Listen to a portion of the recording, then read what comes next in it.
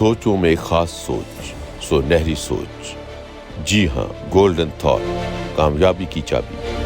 آج ہم ان golden thought سے محروم ہیں، اس لیے در بدر کی ٹھوکریں کھا رہے ہیں۔ ایسے میں ہم لے کر آئے آپ کے لیے گولڈن تھاٹس ود سردار اعظم رشید، ہمارے ملک کی ایک معتبر اور قابل احترام ہستی۔ آپ ایک کامیاب بزنس مین، سیاستدان اور ذمہ دار ہیں۔ ملکی حالات کے ساتھ ساتھ انٹرنیشنل ریلیشنز پر خاصا عبور رکھتے ہیں۔ اس پروگرام کے ذریعے ہم آپ تک پہنچائیں گے دنیا کے معروف اور مستند تجربہ کار دانشوروں کی سنہری سوچیں، تاکہ آپ کو اپنی منزل پانے میں آسانی ہو سکے۔ تو دیکھنا نہ بھولیے گولڈن تھاٹس ود سردار اعظم رشید، صرف گولڈن تھاٹس یوٹیوب چینل پر۔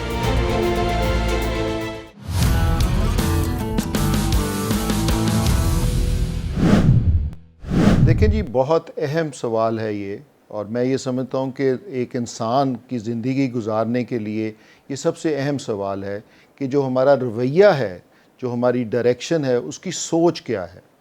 میرے نزدیک جو میری سوچ ہے، اس میں ایک انسان کی جو زندگی ہے، وہ جو آگے گورن کرتا ہے زندگی گزارنے کا جو طریقہ ہے، وہ سوچ ہے۔ اور ہمارا جو بہت امپورٹنٹ چیز ہے اس میں، جو لوگوں کو بتانا نہایت ضروری ہے، کہ یہ جو گولڈن تھاٹ ہم دینا چاہتے ہیں کہ جو سوچ ہے، اس کے اندر ہماری سوچ کیسے مثبت ہوگی۔ تو اس میں 3-4 چیزیں بہت اہم ہیں۔ پہلی جو چیز سب سے اہم ہے کہ یہ زندگی ہے کیا۔ یہ زندگی، یاد رکھیے کہ 2 چیزوں پہ زندگی بیس کرتی ہے۔ ایک چیز ہوتی ہے دنیاوی چیز، جس کو آپ میٹیریلز کہتے ہیں، کہ یہ زندگی میٹیریلز کے علاوہ زندہ نہیں رہ سکتے۔ اس کو گھر کی ضرورت ہے، اس کو ذریعہ معاش کی ضرورت ہے، اس کو اپنی اولاد آگے بڑھانے کی ضرورت ہے، اپنی لیگیسی رکھنے کی ضرورت ہے۔ تو یہ میٹیریلز ہیں جس کی بہت اہم ضرورت ہوتی ہے کہ آپ کے لیے کپڑے بھی ہونے چاہیے، آپ کے لیے گھر بھی ہونا چاہیے، آپ کے لیے سواری بھی ہونی چاہیے، آپ کے لیے ذریعہ معاش بھی ہونا چاہیے۔ اس کے ساتھ ایک اور چیز جو بہت اہم ہے، جس کو بہت طریقے سے اس زندگی سے نکالا گیا ہے، وہ آپ کی اسپرچویلٹی ہے۔ زندگی کے 2 حصے ہیں، میٹیریل اور ایک اسپرچول۔ تو ہماری جو گولڈن تھاٹ ہے، اس کا جو اہم چیز ہے، جو اہم میں یہ سمجھتا ہوں انگریڈینٹ ہے، وہ یہ گولڈن تھاٹ کا انگریڈینٹ یہ ہے کہ ہماری جو زندگی ہے، اس میں یہ دونوں سوچوں کا مثبت اور ایک بیلنس ہونا بہت ضروری ہے۔ پاکستان کی طرف آتے ہوئے یہ میں سمجھتا ہوں کہ دنیا کے 3 یاد رکھیے نیوکلیسز آف دا ورلڈ ہیں۔ وہ نیوکلیس آف دا ورلڈ ہم نے نہیں بنائے ہیں، وہ ہمارے پروردگار نے بنائے ہیں۔ اور وہ نیوکلیسز کون کون سی جگہ ہیں؟ تو پہلا نیوکلیس جو ہے وہ بیت المقدس ہے، دوسرا نیوکلیس جو ہے وہ ہمارا خانہ کعبہ ہے، اور آپ کو بتاتے چلیں تیسرا نیوکلیس جو ہے وہ افغانستان اور پاکستان ہے۔ تو یہ جس خطے میں آپ بیٹھے ہوئے ہیں، یہ نہایت ہی اہم خطہ ہے۔ یہ جہاں آپ بیٹھے ہوئے ہیں، اس کے بغیر دنیا نہیں چل سکتی۔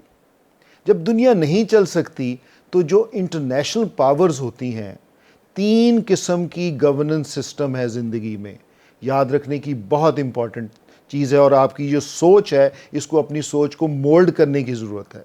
تو جو پہلا سسٹم آف دا گورننس ہوتا ہے، وہ آپ کا اپنا گھر ہوا کرتا ہے۔ آپ کا والد جو ہے اس کا سربراہ ہوتا ہے، اور اس کی جو والدہ ہے وہ گھر کی سربراہ ہوتی ہے۔ چیف آپریٹنگ آفیسر جو ہوتی ہے وہ اس کی والدہ ہوتی ہے۔ تو یہ 2 پلرز ہیں پہلی گورننس سسٹم چلانے کے، جس کے اوپر یہ پورا معاشرہ قائم ہے۔ یہ آپ انسان کیوں پیدا ہوا تھا؟ یہ صرف اپنی ذات کے لیے پیدا نہیں ہوا تھا۔ یاد رکھیے انسان دوسروں کے لیے پیدا ہوا ہے۔ اس نے آ کے اپنی جنریشن کو بڑھانا ہے، اس نے آ کے دوسروں کے لیے زندگی بسر کرنے کا طریقہ بتاتے ہوئے اس کے لیے کام کرنا ہے۔ یہ دیکھیے دوسری جو چیزیں ہیں جو زندگی میں آپ کے لیے بہت اہم ہیں، جو مخلوقات ہیں دوسری دیں، کیا پھول جب خوشبو دیتا ہے تو وہ کہتا ہے کہ مجھے پیسے دیں تو میں خوشبو دوں گا؟ کیا جب سورج روشنی دے رہا ہے تو کہتا ہے کہ مجھے پیسے دیں تو میں روشنی دوں گا؟ تو یہ بیسک انگریڈینٹ ہے جس کو گولڈن تھاٹ کہتے ہیں، کہ کیا یہ چیزیں سمجھنے کی ضرورت نہیں ہے کہ کیا آپ کی زندگی جو ہے وہ آپ ہی کے لیے ہے، آپ کے لیے نہیں ہے۔ تو اس میں جو پہلا گورننس سسٹم ہے، جس کو باپ کہتے ہیں، جس کو گھر کہتے ہیں، جس کو والدہ کہتے ہیں، اس کا سسٹم ہے، وہ اس کو معلوم ہے کہ میں نے اپنے گھر کو کیسے چلانا ہے۔ اس کو پتہ ہے کہ جی میرے معاشیات، میرا اتنی انکم ہے، یہ میرا معاشرہ ہے، اس طریقے سے میں نے اپنی برادری میں رہنا ہے، اس طریقے سے میں نے اپنے ملک میں رہنا ہے، اور اس طریقے سے میں نے اپنی آنے والی جنریشنز کو بنانا ہے۔ تو یہ بیسک مقصد ہے۔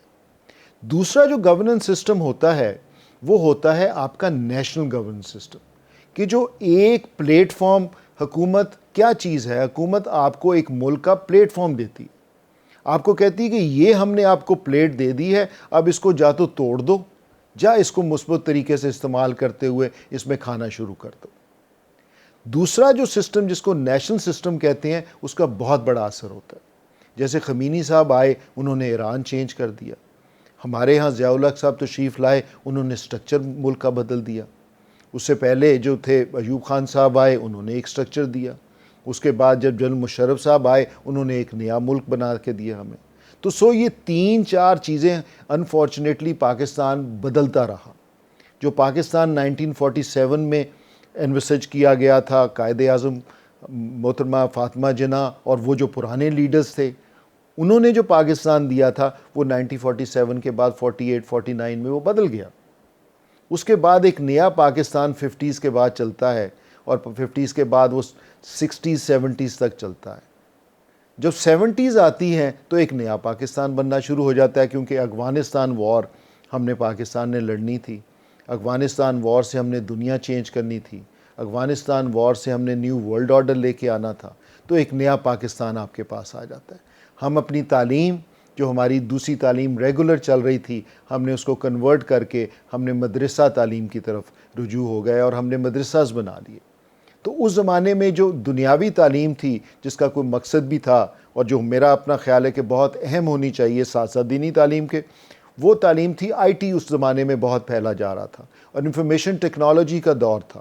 جو سپر پاورز تھیں وہ چاہ رہی تھی کہ جو زندگی میں سب سے اہم چیز ہوتی ہے وہ گیدرنگ آف انفارمیشن ہوتی ہے۔ اس میں پوری پاور کوریڈور میں جو سب سے اہم چیز کنسیڈر کی جاتی ہے زندگی میں وہ انفارمیشن ہے، کہ مجھے انفارمیشن ہونی چاہیے کہ فلاں آدمی فلاں ملک میں کیا ہو رہا ہے۔ اس کو انفارمیشن کو لیتے ہوئے پھر میں اپنے پروڈکٹس بناؤں گا، اس کو انفارمیشن کو لیتے ہوئے میں اپنا بزنس ڈیولپ کروں گا۔ انفارمیشن ٹیکنالوجی کا دور تھا۔ ہم نے اپنی تمام تر توجہ جو ہے وہ مدرسوں میں دینی شروع کر دی، تو اس سے ہماری انفارمیشن ٹیکنالوجی کا جو دور تھا جس میں ہم نے فروٹس لینے تھے، وہ ہمارا جو نیبرنگ کنٹری تھا انڈیا، اس نے اس میں بہتری حاصل کی اور انہوں نے انفارمیشن ٹیکنالوجی کو اپنے ہاتھ میں کر لیا۔ اس کے بعد پھر ایک تیسرا دور شروع ہوتا ہے جو کہ جنرل مشرف صاحب کا دور ہوتا ہے۔ اس میں ہمارا یہ خیال تھا کہ ہم نے اب دنیا کو جو ہے وہ سپر پاور بنا دیا ہے امریکہ کو، اور ایک ہم نے بہت بڑی کنٹریبیوشن کر دی ہے ویسٹ کے لیے، تو اب ویسٹ ہمیں کو کنٹریبیوٹ کرے گا، ہمیں اب ڈیولپ کرنے کے طریقے سے لے کے جائے گا اور کہے گا کہ جناب شکریہ پاکستان، آپ نے بہت کچھ کر دیا۔ بٹ انفارچونیٹلی ہمیں یہ پتہ چلا کہ وہاں کا ایجنڈا کچھ اور تھا۔ جو اس زمانے کا پھر سیکنڈ ورلڈ آرڈر تھا وہ یہ تھا کہ ڈسٹریکشن آف پاکستان۔ تو انفارچونیٹلی پاکستان کو پھر وار آن ٹیرر کے نقش قدم پر چلتے ہوئے وار آن ٹیرر اور ٹیررزم کا ایک جو سلوگن تھا وہ پاکستان کو مل گیا۔ انسٹیڈ کہ اس کو کوئی شاباش ملتی، انسٹیڈ کہ اس کو کوئی انعام دیا جاتا کہ آپ نے اتنا بڑا کام کر دیا ہے جو پہلے دنیا میں کسی نے نہیں کیا تھا، تو ہمیں اس کے تحفے میں جو ہے وہ ہمیں ڈسٹریکٹ کر دیا گیا، ہمیں توڑ دیا گیا۔ جتنا نقصان وار آن ٹیرر میں ہوا ہے میرے نزدیک پاکستان کی ہسٹری میں جو 75-76 ایئرز کی آج تک نہیں ہوا۔ اس کے بعد آپ دیکھیں الیکٹریسٹی ختم ہو جاتی ہے پاکستان کی، اس کے بعد آپ دیکھیں آپ کی فائنینشیل مینجمنٹ خراب ہو جاتی ہے، اس کے بعد آپ دیکھتے ہیں کہ آپ کی جتنے میجر انٹرنیشنل پلیئرز ہیں وہ پاکستان سے چلے جاتے ہیں، آپ کی financial sector, city bank, bank you Indus use, آپ کے جتنے بڑے بینکس ہیں وہ سارے بینکس پاکستان سے چلے جاتے ہیں، پی آئی اے آپ کی سب سے بری ایئر لائن بن جاتی ہے۔ تو کیا ہوا؟ کوئی ہمارا ڈی این اے چینج ہو گیا؟ تو اس طرح نہیں ہوتا۔ ہمارا ڈی این اے بھی وہ ہے، اور وہاں انڈیا میں ہر چیز جو ہے وہ جب وار آن ٹیرر شروع ہوتی ہے، جب 9/11 شروع ہوتا ہے تو وہ فیوریٹ نیشن بن جاتا ہے، کیونکہ اب انٹرسٹ جو ہے دنیا کا وہ ٹلٹ کر جاتا ہے from Pakistan to in India, جو کہ انہوں نے ایک بہت بڑی اسٹیٹ بنانے کے ساتھ ساتھ اس کو کانٹر چائنا کے لیے استعمال کرنا تھا۔ تو یہ چیزیں آپ کو اس وجہ سے بتائی جا رہی ہیں کہ آپ کی وہ جو تھاٹس ہیں اس کے اندر ایک گولڈن تھاٹ ڈیولپ ہو، اور گولڈن تھاٹ یہ ڈیولپ ہو کہ ہم نے اسی سرکمسٹانسز میں رہتے ہوئے اپنی زندگی بسر کرنی ہے، ہم نے کوئی آئیڈلزم کی طرف نہیں جانا۔ تو وہ جو میں بات کر رہا تھا کہ جو درمیان کی جو نیشنل گورنمنٹ ہوتی ہے وہ آپ کو پوری آپ کی لائف پہ سب سے اہم کردار ادا کرتی ہے، تو اس نے اہم کردار ادا کیا۔ اب اس کے بعد ایک تیسری گورننس سسٹم ہوتا ہے جس کو کہتے ہیں انٹرنیشنل گورننس سسٹم۔ اب جو انٹرنیشنل گورننس سسٹم ہوتا ہے وہ اتنا بڑا ہوتا ہے کہ وہ آپ کی بلڈ لائن کے اندر آیا ہوتا ہے۔ یہ جو آپ کا پہلا ٹیئر ہوتا ہے جس کو والد اور والدہ کہتے ہیں، اس کا لائف سٹائل جو ہے یہ ٹوٹلی ڈیپینڈنٹ ہوتا ہے انٹرنیشنل گورننس سسٹم پہ۔ تو یاد رکھیے جو انٹرنیشنل گورننس سسٹم ہے وہ دنیا کا سب سے بدترین سسٹم ہے ابھی تک جو دنیا میں رائج ہوا ہے۔ یہ لوگوں کو نہیں پتا، یہ پتا ہونا چاہیے، یہ آپ کی گولڈن تھاٹ کا میجر پوائنٹ ہونا چاہیے کہ جو the present system of the governance is one of the worst systems this world has ever come across۔ اور اس سسٹم کو کہتے ہیں کیپٹلزم، اس سسٹم کو کہتے ہیں سرمایہ دارانہ نظام۔ وہ کیا ہے سرمایہ دارانہ نظام؟ وہ سرمایہ دارانہ نظام یہ ہے کہ 1% لوگوں نے امیر رہنا ہے اور 99% لوگوں نے غریب رہنا ہے۔ یہ بیس ہے اس کی، جس کی بیس پہ یہ پورا سسٹم دنیا کا چل رہا ہے۔ اب اس میں 1% لوگ جو ہیں وہ امیر ہیں۔ 4 families United States of America میں رہتی ہیں جن کا جی ڈی پی جو ہے دنیا کے 68 ملکوں سے بڑا ہے۔ 4 فیملیز آف دا ورلڈ جو کہ فیملیز ہیں، ان کے جو جتنے پاس ان کے پاس پیسہ ہے وہ 62 کنٹریز کے جی ڈی پی کے برابر ہے۔ تو یہ کیسا نظام چلے گا؟ اس نظام میں جو سب سے بڑی چیز جو آپ کو تکلیف دیتی ہے وہ ہے ویلیو سسٹمز۔ جو ہماری گولڈن تھاٹ ہے اس کا جو دوسرا انگریڈینٹ ہے آپ لوگوں کو بتانے کے لیے وہ ہے ویلیوز۔ ہمیں اپنی ویلیوز نہیں کھونی۔ جو پریزنٹ سسٹم ہے اس میں ویلیوز صرف اور صرف یہ ہے کہ ہم نے پروفٹ بنانا ہے۔ ہمیں یہ نہیں پتا کہ پروفٹ بننا کیسے ہے۔ پروفٹ بنانا کوئی بری بات نہیں ہے، لیکن کیا وہ پروفٹ جو ہے وہ استحصال کر کے بننا ہے؟ وہ پروفٹ کسی کی گردن کاٹ کے بننا ہے؟ وہ پروفٹ کسی کا دل دکھا کے بننا ہے؟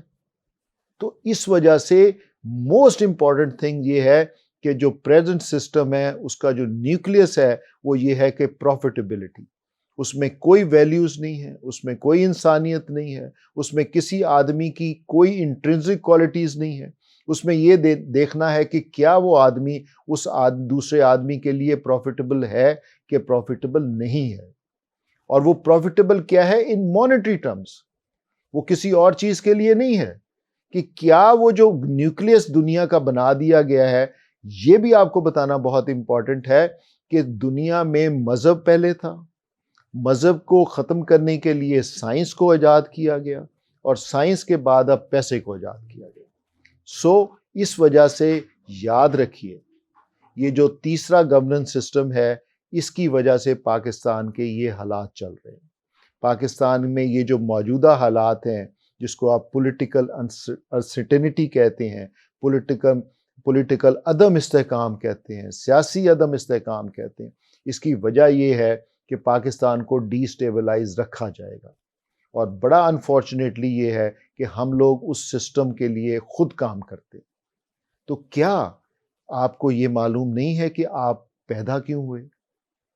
کیا یہ آپ میں گولڈن تھاٹ نہیں ہونی چاہیے کہ میرے پیدا ہونے کا مقصد کیا تھا؟ میرے پیدا ہونے کا مقصد صرف اور صرف میٹیریل ترقی نہیں ہے۔ میرے پیدا ہونے کا مقصد یہ ہے کہ میں نے آنے والی نسل کو کیا دیا؟ کیا میں نے اس کو گھر، کوٹھی، گاڑی اور کیا میں نے ان کو یہی چیزیں دینی ہیں؟ اگر یہی چیزیں انسان کو سکون پہنچاتی ہوتی تو زندگی کسی اور طریقے سے گزر رہی ہوتی۔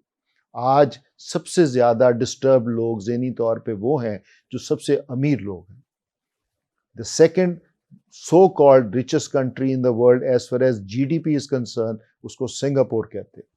سنگاپور میں 97% جو ہیں وہ لوگ انسیکیور ہیں، وہ ان کو ذہنی پرابلمس ہیں۔ اس وجہ سے جو موسٹ امپورٹنٹ چیز ہے وہ یہ ہے کہ پاکستان کی جو موجودہ صورتحال ہے وہ بیسیکلی آپ کا جو پلیٹ فارم ہے، جو آپ کو پلیٹ فارم دیا گیا ہے اس شکل میں جس کو پاکستان کہتے ہیں، یا پاکستان تو ایک نام ہے نا جی، اور اس کے پیچھے جو پاکستان کا اصل مقصد جس کو چلانے کے لیے کہتے ہیں وہ ہوتا ہے اس کی اسٹیٹ اور اس کی گورنمنٹ. تو کیا گورنمنٹ اور اسٹیٹ وہ پلیٹ فارم دے رہی ہے؟ وہ پلیٹ فارم نہیں دے رہی. اور پلیٹ فارم نہ دینے کے لیے کسی ملک کی ترقی کو روکنے کے لیے سب سے اہم چیز یہ ہوتی ہے کہ اس میں پولیٹیکل اور سرٹینٹی جس کو آپ کہتے ہیں سیاسی عدم استحکام لے کے آئے. اور یہ سیاسی عدم استحکام جو ہے اس کی وجہ سے یہ ساری پرابلمز آ رہی ہیں. اور یہ میرا اپنا یہ خیال ہے کہ یہ ابھی چلتا رہے گا اور یہ چلتا ہوا تھوڑا سا ڈمینش ہوگا. ابھی جیسے یہ نئی گورنمنٹ بنے گی، یہ جو نئی technocrat so called government interim set up بنے گا، یہ آپ کے لیے کچھ بہتری لائے گا. اور بہتری اس وجہ سے لائے گا کہ اس کی پرائرٹیز جو ہوں گی وہ یہ ہوں گی کہ یہ جو میجر آپ کا پاور کوریڈور ہے، جب پاور نیوکلیس ہے پاکستان کا، جس کو آپ سو کالڈ اسٹیبلشمنٹ کہتے ہیں اور آرم فورسز کہتے ہیں، ان کے ساتھ ان کا بہت اچھا لیزون ہوگا. ان کے ساتھ کوئی ان کی پرابلم نہیں ہوگی اور وہ ایز ٹیکنیکل طریقے سے اس پاکستان کو چلا سکیں گے. کیونکہ پاکستان کی جو پرابلم ہے وہ انٹرنل نہیں ہے، اس کو ایکسٹرنل طور پر زیادہ پرابلمز میں کریٹ کر دیا گیا جس کو آپ نے اکنامک ٹرموائل کہتے ہیں. تو ہمارے ہاں یہ ہے کہ جی آپ کے اسٹیٹ بینک کے پاس $، کی جو بیس کرتی ہے کرنسی کی وہ نہیں ہے. اس وجہ سے آپ ایک امپورٹ اورینٹڈ کنٹری ہیں. جب امپورٹ آپ نہیں کر سکیں گے تو ایکسپورٹ بھی نہیں کر سکیں گے. جب ایکسپورٹ نہیں کر سکیں گے تو آپ کے پاس $، نہیں آئیں گے. جب $، نہیں آئیں گے تو اکانومی بیٹھتی جائے گی. تو ایک سائیکل ہے. اس سائیکل کو میرا خیال یہ بریک کیا جا رہا ہے. اب اس سائیکل کو آہستہ آہستہ جیسے یہ سیٹ اپ آ جاتا ہے اس میں بہتری آتی جائے گی. اور میرا اپنا یہ خیال ہے کہ یہ جو پیریڈ 1.5-2 سال کا گزرا ہے اس میں بہت ساری اویئرنیس کریٹ ہوئی ہے جو کہ بڑا ایک پازیٹیو ایسپیکٹ ہے ایک معاشرے کے لیے، ایک بہت ہی اہم ایسپیکٹ ہے اس معاشرے کے لیے.